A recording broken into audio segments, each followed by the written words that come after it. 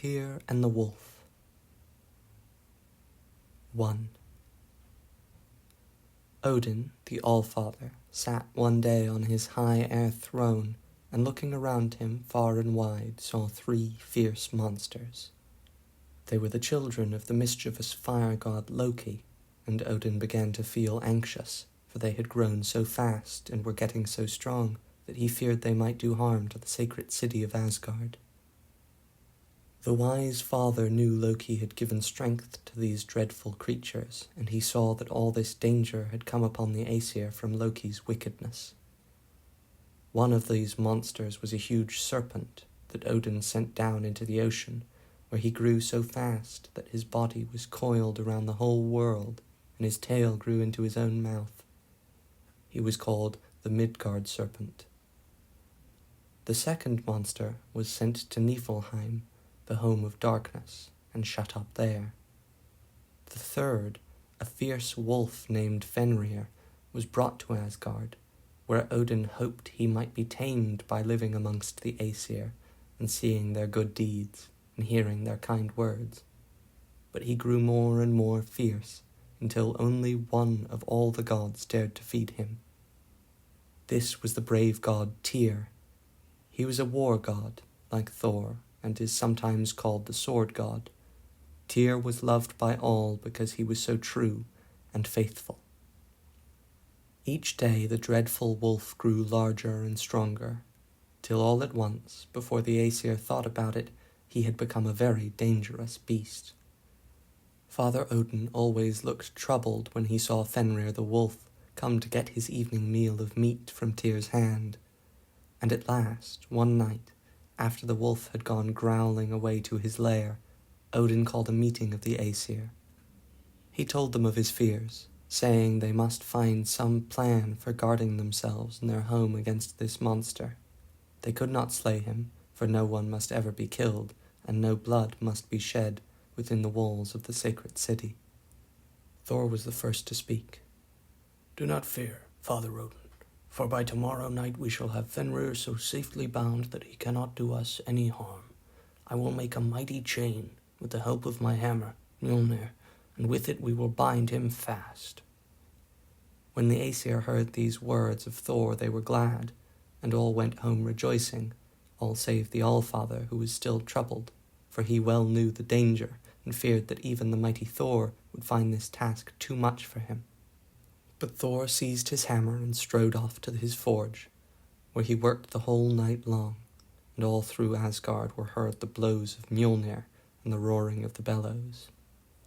The next night, when the Aesir were gathered together, Thor brought forth his new-made chain to test it. In came Fenrir the wolf, and everyone was surprised to see how willingly he let himself be bound with the chain. When Thor had riveted the last links together, the gods smiled and began to praise him for his wonderful work. But all at once the wolf gave one bound forward, broke the great chain, and walked off to his lair as if nothing had happened. Thor was much disappointed. Still, he did not lose courage. He said to the Aesir that he would make another chain, yet stronger. Again he set to work, and for 3 nights and 3 days the great Thor worked at his forge without resting. While he worked, his friends did not forget him. They came and looked on while he was busy, and as they watched the mighty hammer falling with quick blows upon the metal, they talked to Thor or sang noble songs to cheer him. Sometimes they brought him food and drink. One visitor, who was no friend, fierce Fenrir the wolf, sometimes put his nose in at the door for a moment and watched Thor at work. Then, as he went away, Thor heard a strange sound like a wicked laugh. At last the chain was finished, and Thor dragged it to the place of meeting. It was so heavy that even the mighty Thor could hardly lift it, or drag it as far as Odin's palace of Gladsheim. This time Fenrir was not so willing to be bound, but the gods coaxed him and talked of his great strength, and told him they were sure he would easily break this chain too. After a while, he agreed to let them put it around his neck. This time Thor was sure the chain would hold firm, for never before had such a strong one been made. But soon, with a great shake and a fierce bound, the wolf broke away and went off to his lair, snarling and showing his wicked teeth, while the broken chain lay on the ground. Sadly the Aesir came together that night in Odin's palace, and this time Thor was not the first to speak. He sat apart and was silent. First spoke Frey, the god of summer and king of the fairies. "Hearken to me, O lords of Asgard," he said. "I have not won a brave name in battle like the noble Tyr, neither have I done much mighty deeds as the great Thor and others of our heroes. Instead of fighting giants and monsters, I have spent most of my life in the woods, among the flowers, listening for hours to the birds. Many things have I watched, some perhaps that my brothers thought too small to be worthy of notice. I have learned many lessons, and the greatest of them all is to know how much power there is in little things, and to see how often the work, done quietly and hidden from the eyes of men, is the finest and the most wonderful. Since we cannot make a chain strong enough to bind Fenrir, let us go to the little dwarves who work in silence and in darkness, and ask them to make us a chain." The Allfather's troubled face grew brighter as he heard Frey speak, and he bade him send a messenger quickly to the dwarves to order a chain made as soon as possible. 2. So Frey went out, leaving the Aesir in their trouble, and came to his own lovely home, Alfheim. There everything was bright and peaceful, and the little elves were busy and happy. Frey found a trusty messenger and sent him with all speed to the dwarves underground, to order the new chain and to return as soon as he could bring it. The faithful servant found the funny little dwarf workmen all busy in their dark rock chambers, far down inside the earth, while at one side, in a lighter place, sat their king. The messenger bowed before him and told him his errand. The dwarves were a wicked race, but they were afraid of Odin, for they had not forgotten the talk he once had with them when he sent them down to work in darkness underground, and since that time they never had dared disobey him. The dwarf king said it would take 2 days and 2 nights to make the chain, but it would be so strong that no one could break it. While the busy dwarves were at work, the messenger looked about at the many wonderful things, the great central fire which burns always in the middle of the earth, watched and fed with coal by the dwarves. Above this, the beds of coal and bright precious diamonds, which the dwarves took from the ashes of the fire. In another place, he watched them putting gold and silver, tin and copper into the cracks in the rocks, and he drank of the pure underground water, which gives the Midgard people fresh springs. After 2 days, this messenger returned to the dwarf king.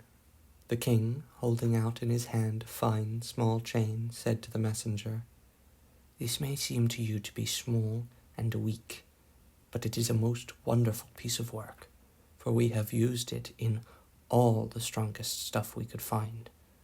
It is made of 6 kinds of things: the noise made by the footfall of cats, the roots of stones, the beards of women, the voice of fishes, the spittle of birds, the sinews of bears. This chain can never be broken, and if you can once put it on Fenrir, he will never be able to throw it off." Odin's messenger was glad to hear this, so he thanked the dwarf king and promised him a large reward. He went on his way back to Asgard, where the Aesir were longing for his return, and were all rejoiced to see him with the magic chain. Now Father Odin feared that Fenrir would not let them bind him a 3rd time, so he proposed they should all take a holiday and go out to a beautiful lake to the north of Asgard, where they would have games and trials of strength. The other gods were pleased with this plan, and all set out in Frey's wonderful ship, which was large enough to hold all the Aesir with their horses, and yet could be folded up small enough to go in one's pocket. They landed on a lovely island in the lake, and after the races and games were over, Frey brought out the little chain and asked them all to try to break it. Thor and Tyr tried in vain. Then Thor said, "I do not believe anyone but Fenrir can break it." Now the wolf did not want to be bound again, but he was very proud of his strength, and, for fear of being called a coward, said at last he would let them do it, if he might hold the right hand of one of the Aesir in his mouth while they bound him, as a sign that the gods did not mean to play any tricks. When the gods heard this, they looked at each other, and all but one of them drew back, only the brave, good Tyr, stepping forward, quietly put his hand into Fenrir's mouth. The other gods then put the chain around the beast and fastened it to a great rock. The fierce creature gave a leap to free himself, but the more he struggled, the tighter grew the chain. The Aesir gathered around him in joy to see this, but their hearts were filled with sorrow when they saw that their noble Tyr had lost his right hand. The dreadful wolf had shut his teeth together in his rage when he found he could not get free. Thus the brave Tyr dared to risk danger for the sake of saving others, and gave up even his right hand to gain peace and happiness for Asgard.